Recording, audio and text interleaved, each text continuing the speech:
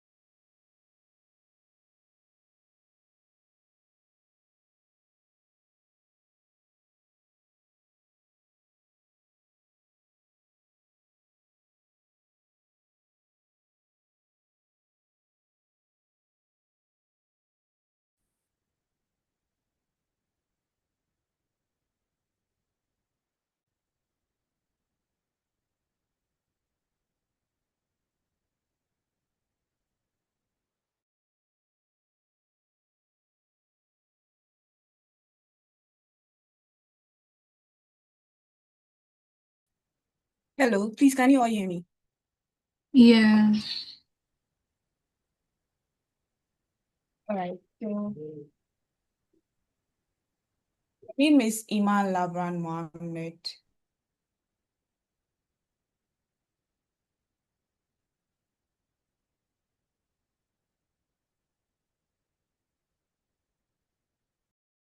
KNUST, the Department of Economics, teaching industrial and econometrics. And also our guest today is Miss Vanessa Ansah, who is a PhD candidate in economics at Lancaster University, where she is enrolled in an integrated PhD program.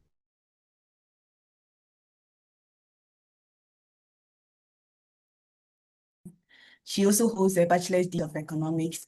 Her research circular focus on development economics in sub-Saharan Africa. She is interested in the welfare of women and children in the region with the aim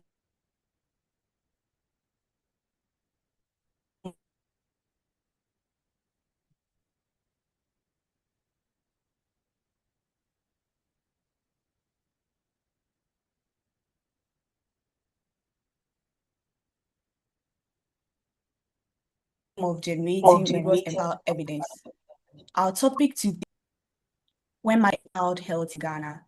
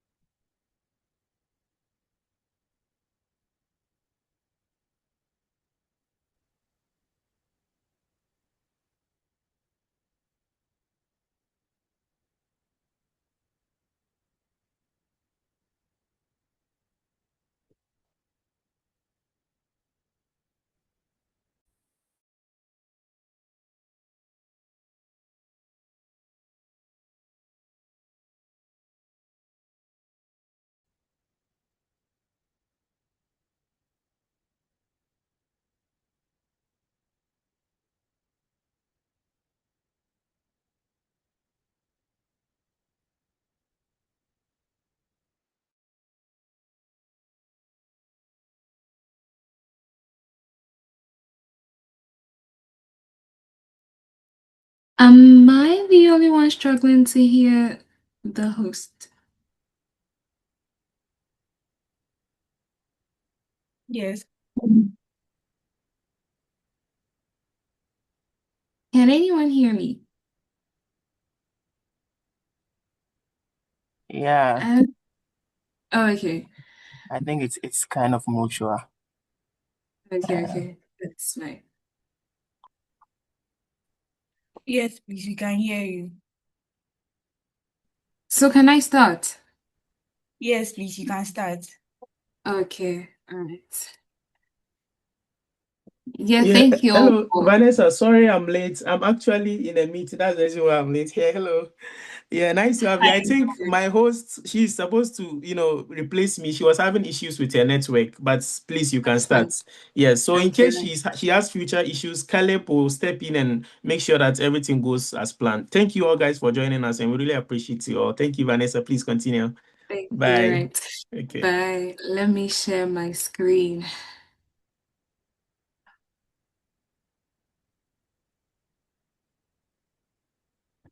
Can you see my screen? yes, we can Um, see. okay. All right. Thank you all for joining. Uh, I'm just going to get right into it. So, this is the first chapter of my PhD thesis, and I'm looking at when mothers start early life famine exposure and child health in Ghana.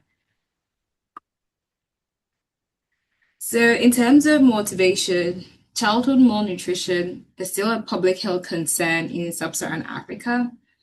Specifically, the recent estimate by UNICEF, WHO, World Bank shows that although childhood stunting has improved in major parts of Africa, in major parts of the globe, sorry, we rather see a significant rise in the number of children who are stunted in sub Saharan Africa.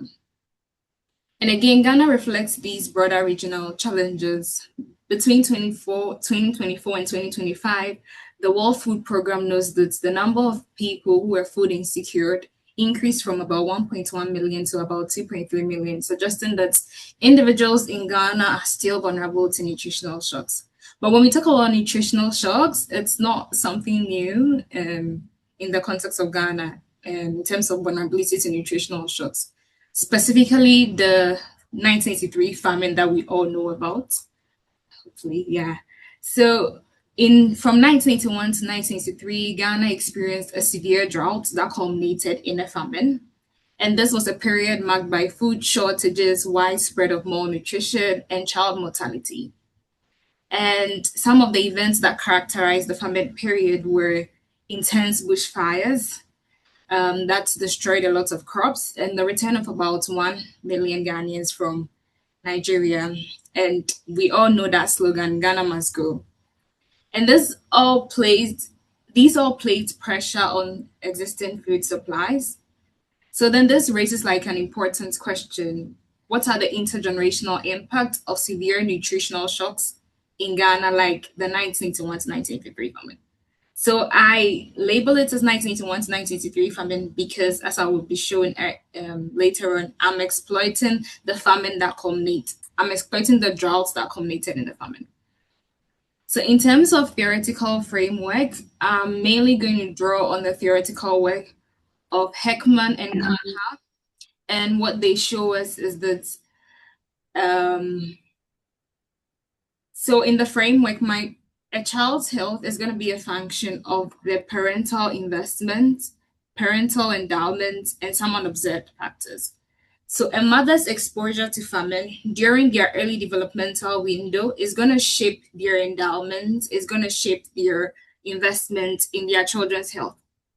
Now, famine, specifically in the form of a severe nutritional shock, is going to lower the mother's later life endowments. What do I mean by endowments? Endowments can be in the form of the mother's own height, it could be in the form of the mother's educational attainments later on in life, and it could also be in the form of the mother's later life socioeconomic status.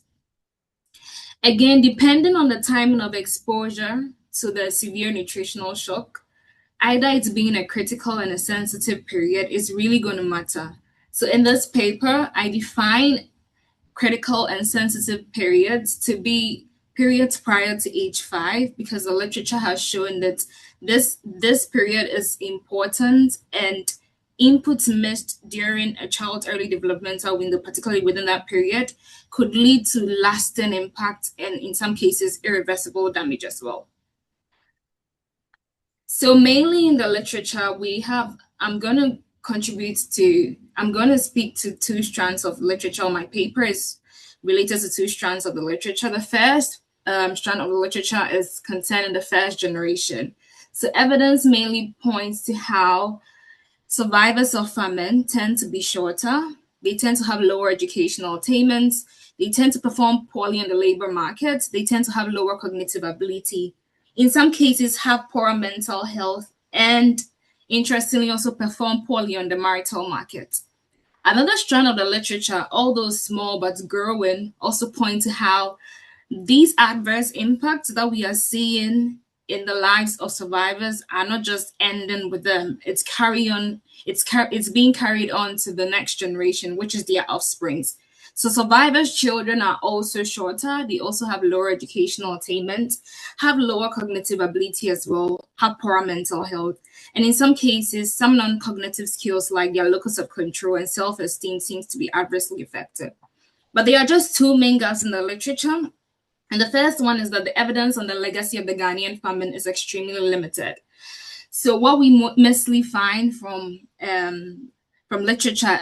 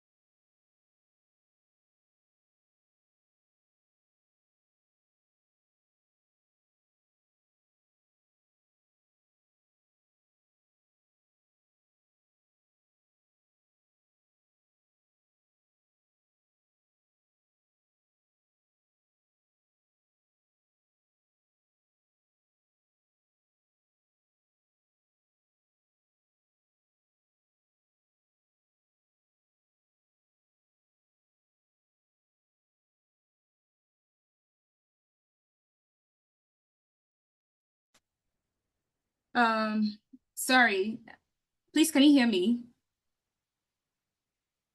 Okay.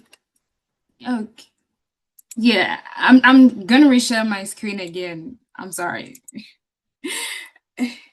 Okay, so just continue the literature.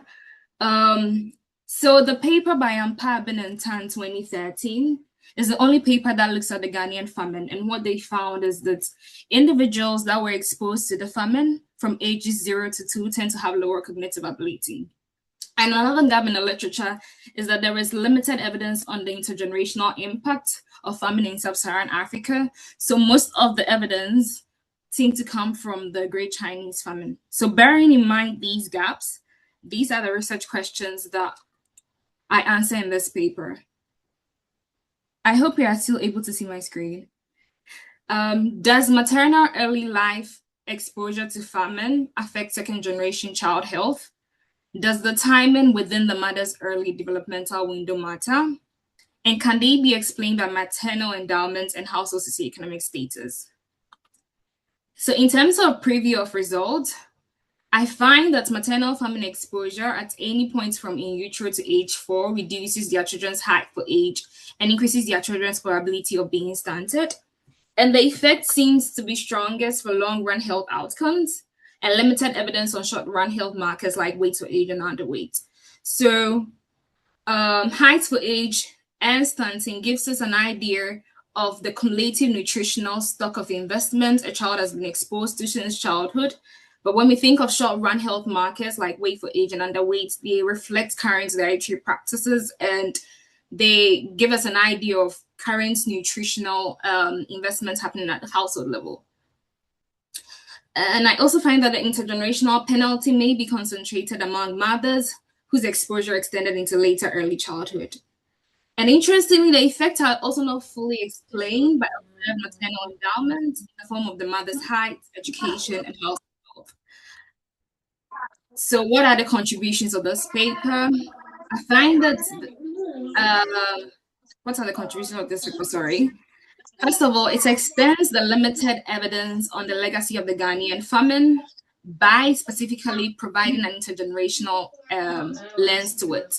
Secondly, it contributes to the literature on critical periods of development by showing that mothers' exposure to severe nutritional shocks during their early developmental window tend to matter, especially for their children's health. Again, it broadens the literature on the intergenerational impact of severe nutritional shock by using a localized measure of famine exposure, which I'll speak more into as we get into the presentation. So what were my data sets? So my data sets are mainly drawn from the Ghana Demographic and Health Survey. I used 3 waves of the data set, 2003, 2008, and 2022 data sets. So the child health measures are height for age Z-score, weight for age Z-score, stunting and underweight, just to kind of remind us of what these measures broadly fall under. So these measures broadly fall into the long-run health marker and the short-run health marker as I described them.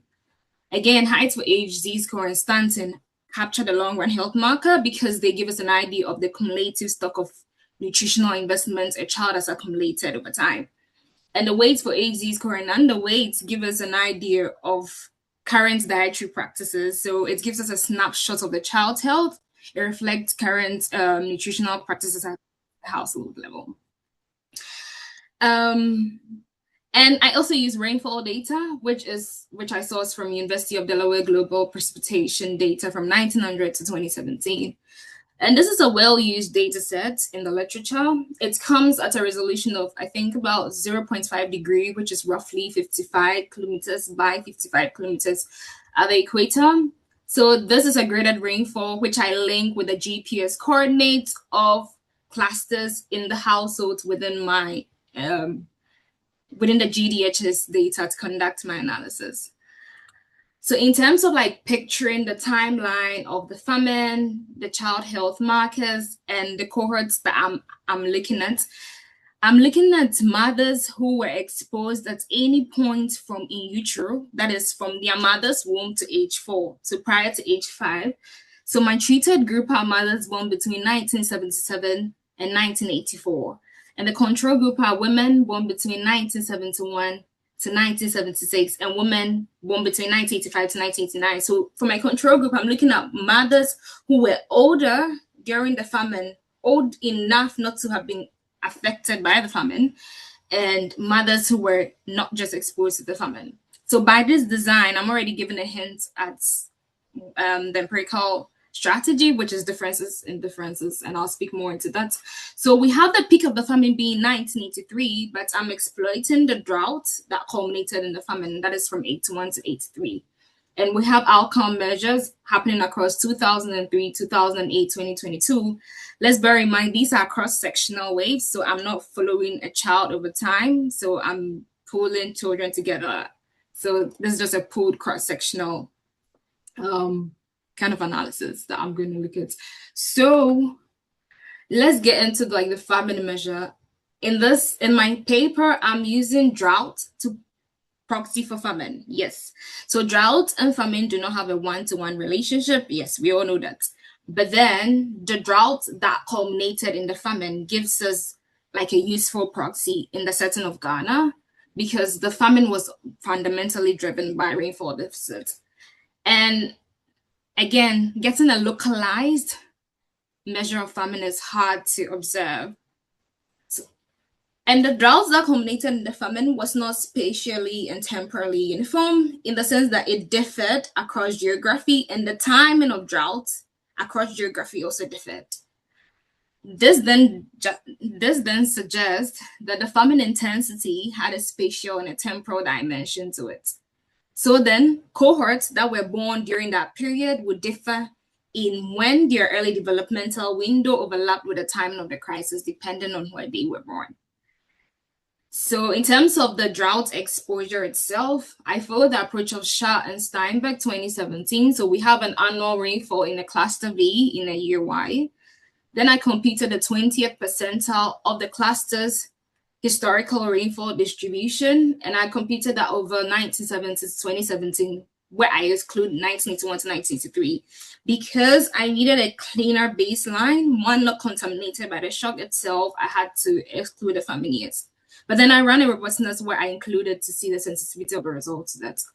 So the cluster is considered to have a drought if the rainfall, either in 81, 82, 83, was less than the 20th percentile amount of rainfall in the cluster B. So a mother is basically considered to be exposed if, yes, there was a drought in a cluster and the woman was in their early developmental window. Simple as that. If anything does not make sense, I'm happy to be interrupted and I'll clarify that. But if you want to wait till the end, so that's fine by me.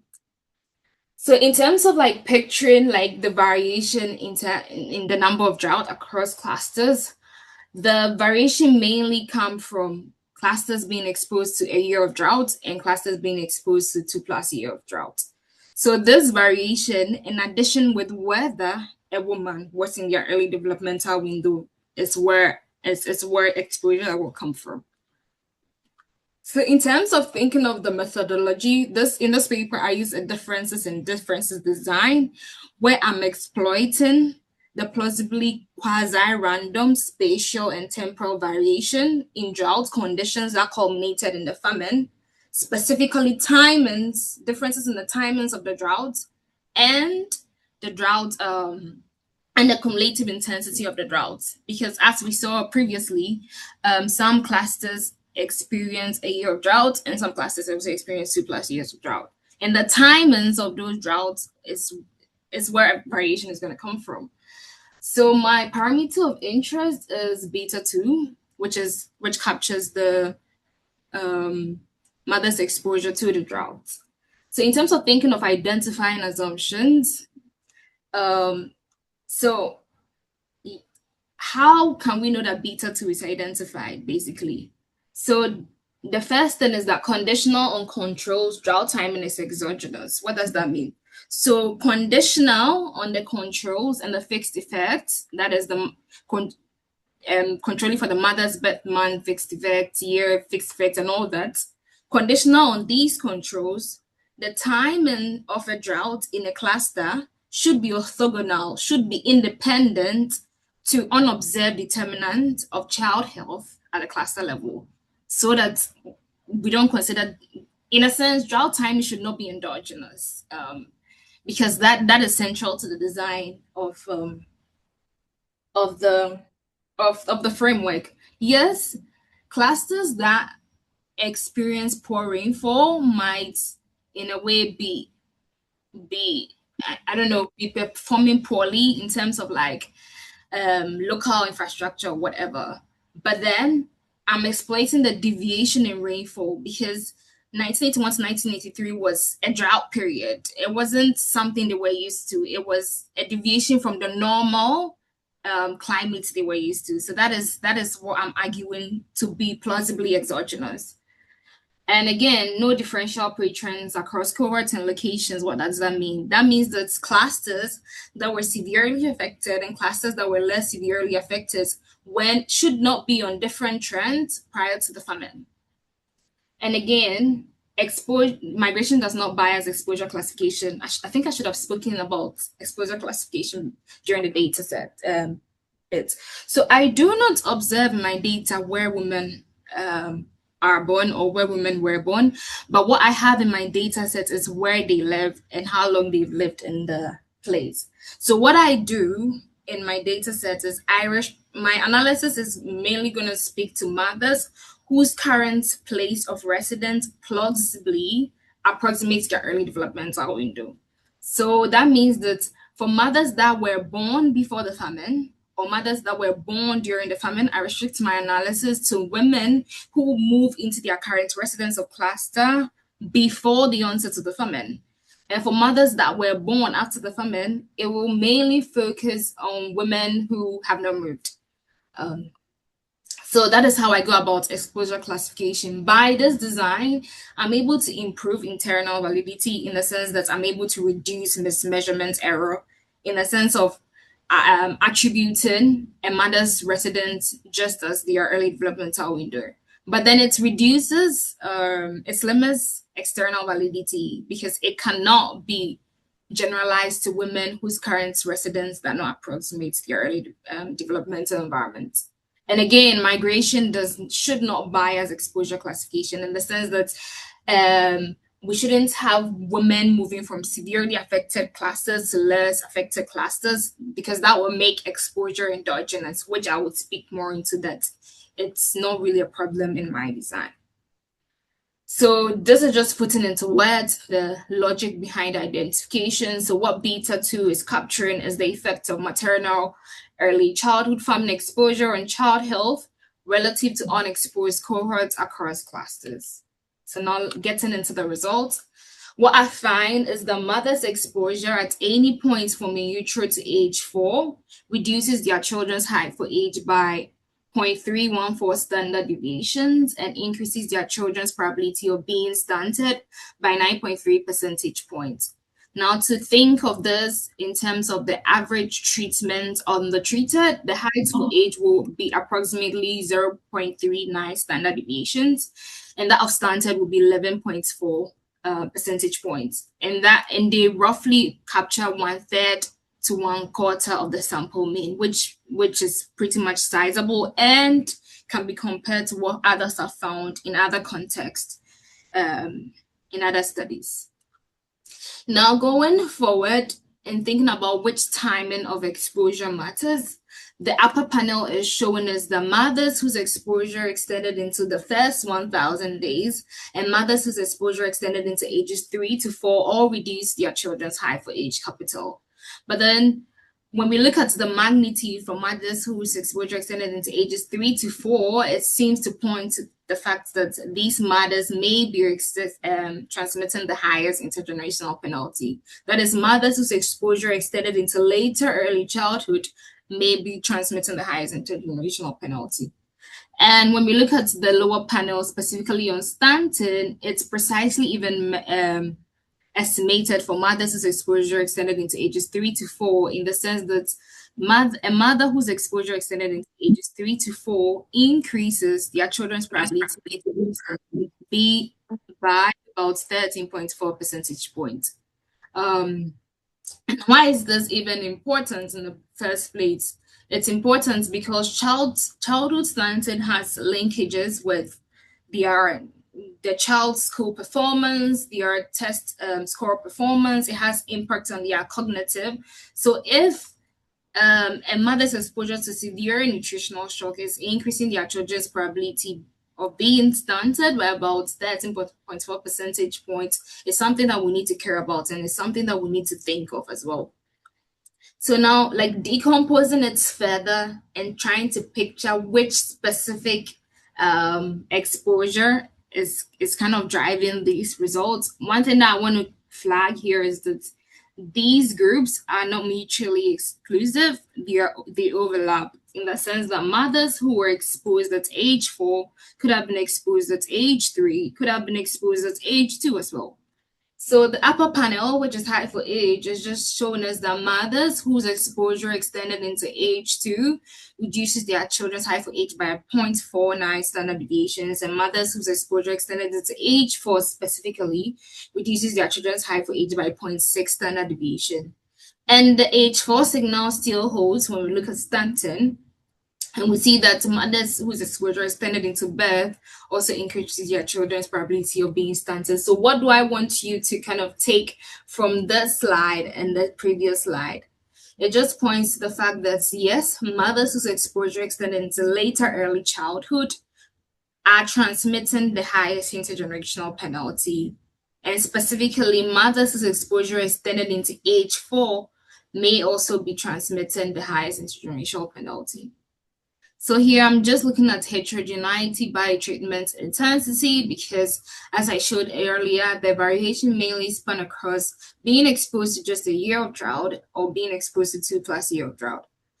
So what we see here is that if you are exposed to 2+ years of drought, you are transmitting more intergenerational penalty. And I think this slide mainly speaks to the fact that early intervention matters, and that in the case of delayed intervention, that would cause a temporary deprivation to become an intergenerational health penalty, as we can see here. So kind of thinking further as to what could be the channel, what could be the channel behind the baseline results. As I showed in my theoretical framework that I'm drawing mainly from Heckman and Kanha, I showed that a child's health is a function of their parental endowment and their parental investment. So here what I do is include maternal endowment in my specification to see if the baseline coefficient will attenuate, in the sense that it will reduce. So in the baseline, I have the coefficient to be minus 0.31 for standard deviations. And in a model where I control for the mother's height, their education, and the household wealth, the maternal famine coefficient, in fact, does not attenuate, but rather increases. And the same pattern is seen when you look at the Stanton as well, which just points to the fact that maternal endowment is not really a channel in this design. So what I've done currently, I'm still working on the mechanism, and this paper is still a work in progress. It's not all done. I've done so far is look at other channels of child health investment, and it seems the clearest signal is for skilled delivery, that a mother was exposed to famine at any point from age 0 to age 4 reduces their children's probability of being delivered by a skilled provider. So at birth, these children are not being delivered by either a doctor, a nurse, or a midwife. So in the sense that these women are weakly engaging with the formal healthcare, which then just suggests that they may likely have idea on vaccination, so their children might not be fully vaccinated on time, or in terms of breastfeeding duration, but these channels are not precisely estimated because you don't see a star. That means they are not significant. So in terms of robustness check, I think I will speak briefly to the assumptions that I showed earlier that needs to hold for beta 2 to be identified. So here, what I did was interact the mother's. I ran a regression of the mother's height on an interaction between the cluster level of drought and the maternal birth cohort dummies. So why did I use maternal height? Because the mother's height plausibly captures the nutritional conditions of the third generation, and that is the mothers. So it gives us an idea of the health marker or the health status of the mother. So here what I'm trying to look at is for the pre-famine cohort, women that were born before the famine, were those from severely affected classes and those from less severely affected classes on different trends in terms of health prior to the famine. And what I found is that it's insignificant. So it reduces concerns that classes that were more affected by the drought and classes that were less affected by the drought were on different trends prior to the famine. And again, another threat to my own design is the fact that mothers could have been moved from severely affected classes to less affected clusters. And what I do here is kind of run a regression on a woman being a migrant, which I define as mothers whose current residential cluster does not or do not approximate their early developmental window. A regression of that on the cluster level of drought, and the coefficient is not significant and is negligible as well, which points to the fact that which I interpret as the fact that the composition of migrants across more affected clusters, across severely affected clusters and less affected clusters are not different. But then it does not rule out concerns on selective migration from origin clusters, which I didn't observe in my data sets. And lastly, I will speak on survival selection. So the results that I've showed it could be subject to survival bias, because I could be plausibly just observing women who were strong enough to have survived the famine up until now, and the weakest of women could have died during the famine. So here, what I look at is the probability of a woman's height falling below the bottommost part of the height distribution, because again, economists conceptualize height to be a long-term marker of health.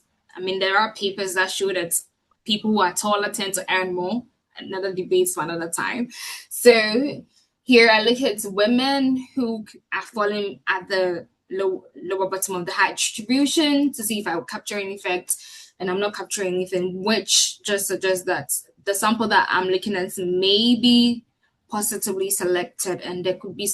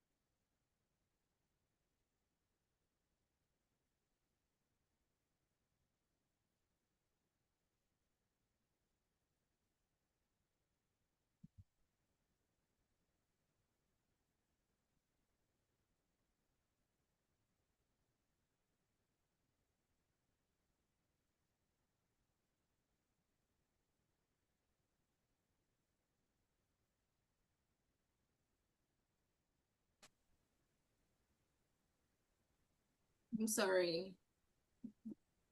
My Wi-Fi just decided to act out. Yeah. So let me go back to the. So I conducted other several robustness checks, looking at leave one out regressions, varying the fixed effect, changing the thresholds for the famine exposure, including the famine years in the long run, rainfall distribution, and yeah, looking at whether is it that the 1981 to 1983 drought is a special one, and so it's transmitting like an intergenerational health penalty, and is it just that droughts at any point in time in Ghana is also transmitting that? And what I find is that it's not so. So what we can see here is nothing is happening when I look at drought in general, but when I look at the drought that culminated in the famine, I see results happening there. In terms of so in terms of conclusion, what I think this paper is mainly speaking to is the fact that mothers' exposure to famine, I mean, a severe nutritional shock, reduces their children's height for age and increases their children's probability of being stunted. And the effect may be strongest for women whose exposure extended to later early childhood, particularly around age 4. And that, yeah, in terms of channel, I'm still working on it. Yeah. The evidence points mostly to the fact that these women may be engaging with the formal healthcare in a weaker manner. Specifically, mothers' exposure to famine reduces their children's probability of being delivered by a skilled provider. So, what are the policy implications? I think this paper is speaking to the fact that in a world where severe nutritional shocks is common, nutritional shocks are coming through several channels like climate, like war, like increased food prices around the globe. Early intervention matters, and when there is delayed intervention, it's going to translate a temporary deprivation into long-term intergenerational health costs. And it also speaks to the fact that nutritional interventions then have like an intergenerational benefits to it. Yeah, I'm done. Thank you. Any questions? Yeah, I think you can ask your question before I show like how the code looks like for my estimation, because I cannot show how I built the data sets within this short period. Or what does the host think? Hello, Miss Vanessa. Yeah, I can take questions before I show the code that I used for running the regressions. Yeah, I sent it. I sent the message inside the chat that if they have questions, they could send it there. They could send it there, sorry. And then if they have specific question that needs to be directed to you too, you would be alerted. But then I don't think anyone has sent any message. Okay, there's a message from scripture. I think that's Enoch. He's asking what's the motivation for this particular research topic. Oh, okay. Just a moment. Can you guys still see my screen though? Yes, we can. Okay, so I don't know whether the person was here from the beginning, so I'm trying to move to the motivation slide because it sums up, yeah. So in terms of motivation, first of all, childhood malnutrition is a public health concern. And from this graph, what we see is that in several parts of the globe, although we see an improvement in the number of children who are stunted in other parts of the globe, we rather see a rise in children who are stunted in sub-Saharan Africa region. And that is where I'm looking at. And again, individuals are still being vulnerable to shocks. Specifically, the World Food Program notes that between 2024 and 2025, individuals that were food insecure in the region increased from about 1.1 million to 2.3 million, which captures more than a 50% rise in individuals being vulnerable to severe nutritional shocks. That means that as a country, we need to care about understanding the long-term implications of nutritional shocks and how to mitigate them.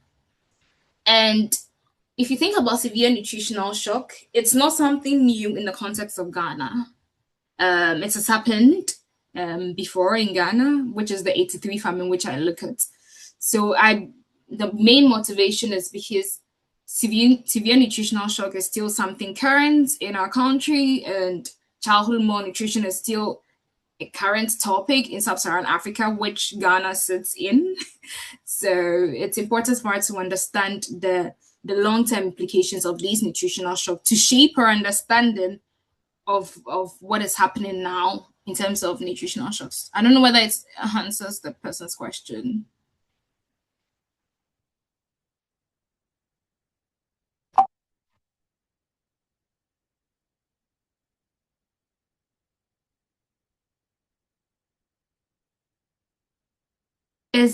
Yeah, I think Ghana, I've not looked at Ghana specifically in terms of their stunting, but the last time I checked, it wasn't really bad. It wasn't like so bad, but yeah, we still have a long way to go. Any other question? Yes, can you hear me? Yeah, I can hear you. All right, thank you for your presentation. Yes, I want to understand, the method you used. You said you used difference in difference. And yes, so I wanted to see how the treatment was, like the classification. I got lost there actually. Oh, that's fine. I think let me work through it again. So this is like the exposure variable. Yes, so I'm using drought mainly to proxy for the famine, as I said earlier. So I'm exploiting the timings of drought in cluster in addition with the cumulative intensity of the drought. So a mother would be exposed if they were in a cluster that had drought and they were in their early developmental window. Does the exposure make sense? Yes, Or I've not answered it fully. yes, it makes sense. Okay, that's good. Any other question? Oh, and I also need ideas on how to improve my paper. So if you have any idea on how I can make it much more interesting and whatever, like, yeah, welcome. So, Or I should just okay, yeah, Caleb. yes, so on the transmission mechanisms where you were linking to skill delivery, Yeah. yeah, that point is kind of stuck in my head. I'm just wondering, I know you said you are still working on that part, so it's fine. But I'm just asking what could have accounted for that? Because I know also with the NHIS, which age development might not have been might not have been done around that time, which is also aiming to ensure that everyone could have access to maternal care. So could it be that because during that time such was not available, which would make linkages to wealth or household income or something like that? I don't know. Yeah. I mean, it's an interesting question. I think it could be that these women could not recall their mothers using such such formal healthcare significantly during early developmental windows, so may not be engaging with it so much. I don't know. I think that could be what could be going on. Does that make sense? Yeah, thank you. Oh no, but that's a good question. Yeah, scripture.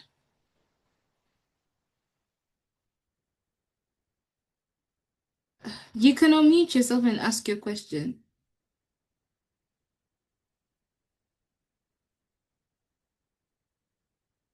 I would be more. Yeah. Can you Okay. hear me?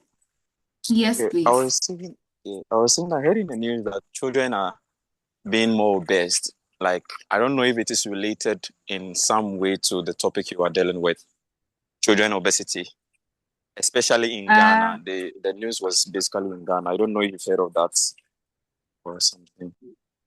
No, I'm not looking at obesity. I'm looking at childhood stunting because so the thing is I'm looking at a shock that happened in the past. Okay. So if I'm looking, I need to be strategic about my health marker. I need a health marker that is long term enough, a health marker that is not responsive to like short-term nutritional whatever, and obesity is responsive to nutritional whatever, like nutritional current nutritional practices at home, but rather height for age and stunting gives us a cumulative nutritional investment a child has been exposed to, in the sense that if I pick your height today, I can trace it, like I can understand your long-term nutritional status. Do you get it? So it's one of the health markers that in literature we mostly use if you want to trace it back to how like a shock that happened years ago could be affecting your health. Does that make sense? Yeah, so I think Techi is asking, I would be more grateful if you could be clear about the stunted child growth, because what was the state before the famine period? So I don't quite get the question, but I think what I need to highlight is I'm looking at children whose mothers were exposed to the famine. So first of all, that's what I'm looking at. So I'm not looking at the mother's own stance. No. They are way good. I'm looking at the mothers who were exposed to the famine. How are their children's health now? That is mainly the question. So Tachi, if you could unmute yourself and explain further, I could probably throw more light. If not, I could show my quote and we could end. Okay, thank you. I think you have made it clear here that the children of the parent that experience the famine, not the parent itself. So I'm quite good here. Okay, thank you. Okay. Please, the host, can you let me know how to go about the code bits? Am I supposed to just show the code I use for the estimation? Because yeah. Or let me see. Miss Vanessa, please, can you repeat what you said? Am I supposed to show the code that I used for the estimation alone, right? If you want to, if it would give us further clarity and understanding on your research, it would be grateful. We would be grateful to see your codes. Yeah. I think here in yeah, I'm supposed to show some codes. I think that's so. Can you see my do file? Yes. Okay, so nothing more going. So I define my global whatever the working space, and I do not like repeating or kind of typing out the fixed effects that I used in my model. So I defined them. And I had to define the exposure group. So I keep women born between 1971 to 1889, as I said in my presentation.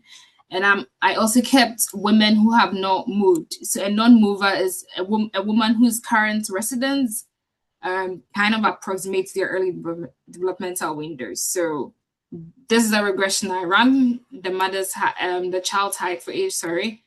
And the drought exposed is the exposure variable, and the drought just mainly captures the cluster level of drought, just to kind of take into account broad differences between classes that were exposed to more drought and classes that were less exposed to, and classes that were exposed to less drought. Sorry.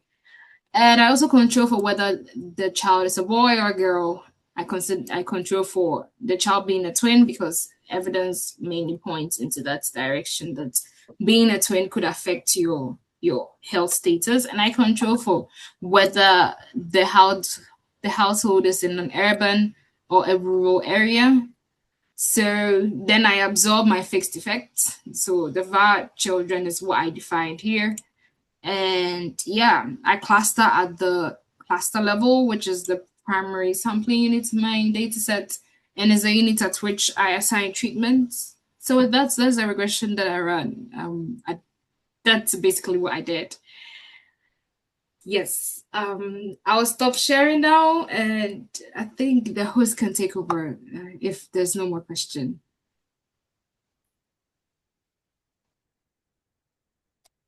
Yeah, Scripture, you can ask your question.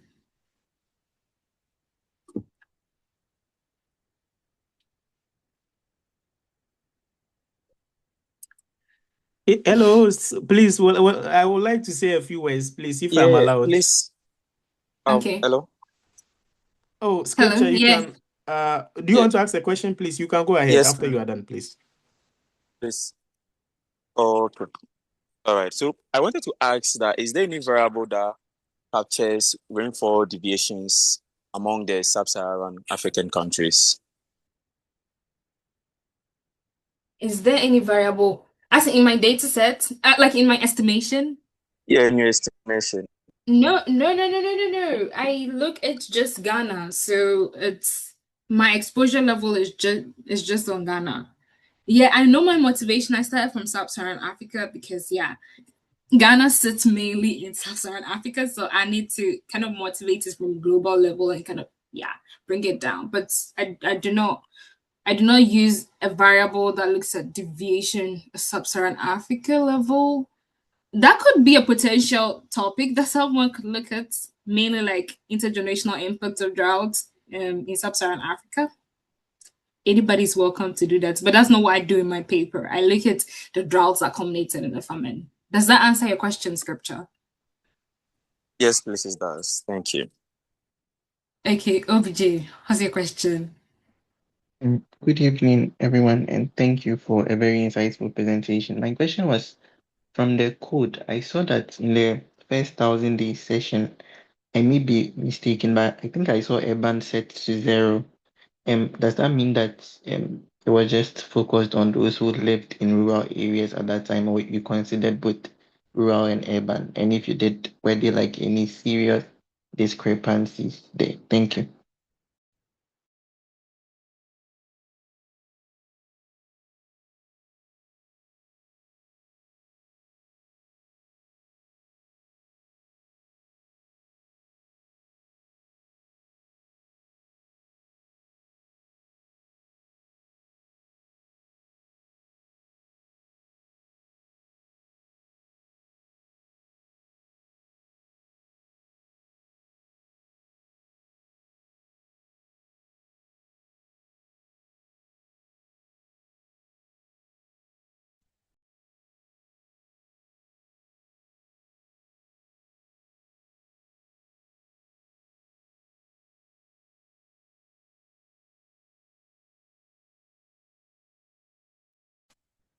Yeah, hi OBJ. Sorry, I lost you for a moment. Could you repeat your question?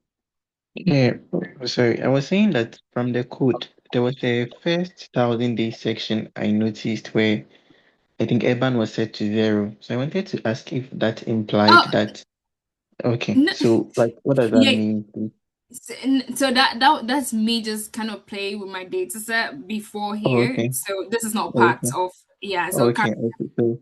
I was So you working consider both urban and rural raw, based yeah, yeah, people. yeah. So here Were I there was just any major were there any major discrepancies? no. So from the heterogeneity, I looked at it. It seems that both urban and rural were all significantly like affected by the famine, and to mothers who were born in rural.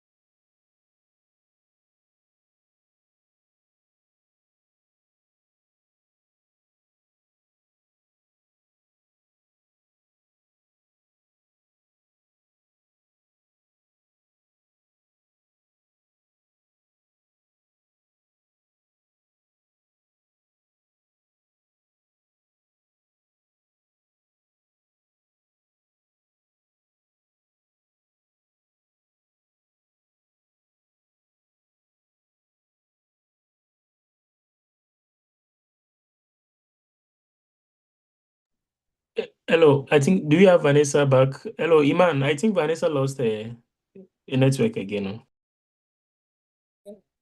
She was answering, hello, she was answering Jane Osebonsu's question. Okay. I don't, should Yeah, we? thank you. She's So back. there were no She's back. differences. Sorry. I think she Okay, can sure. still finish so that I think the time is almost there. So that, Yeah, maybe so after I'm that done. question, she can, yes. I'm done. Thank you for having me. Vanessa, it's our pleasure. Please, thank you so much. I'm so sorry. I hope you enjoyed it. And we really enjoyed your presentation so much. And may God bless you and all the best in your final dissertation. Yeah, Maybe in the future, we'll invite you to talk about, health economics in Ghana. yeah, sure. Thank you. But we really appreciate your time, and I think our audience really benefited. And thank you to our hosts. We really appreciate you so much for stepping in and doing this for us when none of us were available. And we really appreciate you so much, Iman. Thank you all so much. So, Iman, please, any concluding words before our guest will leave? Miss Vanessa, thank you so much for having us. I just wanted to ask something relating to your motivation before we end. I wanted to know if there's an experience or someone related to you, someone's experience relating to you that resonated with you, that led to you to choose this topic. I don't know if you get me.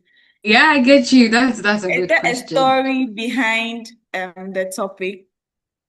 It's a good one. So, I think my mom told me about the famine that happened in Ghana, and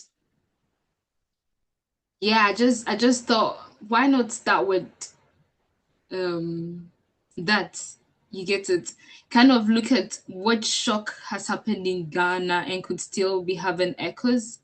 So I was like, and the 1983 famine, it's something that we all know, Rollins chain and all that. So I said, nah, let me pivot and look into that.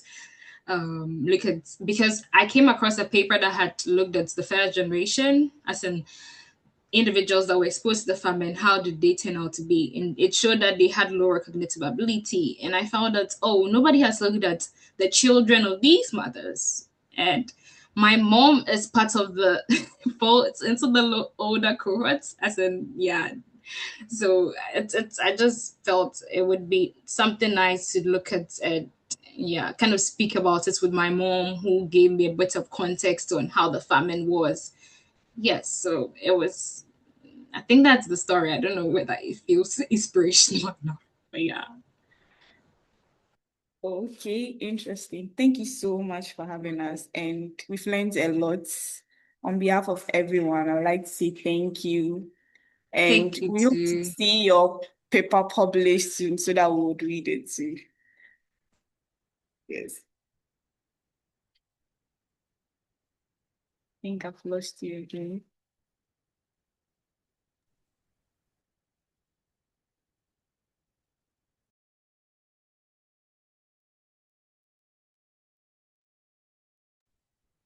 Yeah, Iman, I think Iman, you can conclude the meeting now. And thank you so much for hosting it. Yeah, I'm sure you are, yeah. and you are surely gonna be hosting future meetings too. So get ready. Thank you so much. Thank you so much for having me. Thank you Yeah. so much for joining, everyone. We'll see you next week or with our next session, inshallah. Bye. Bye bye. Assalamu alaikum. Stop recording. Okay.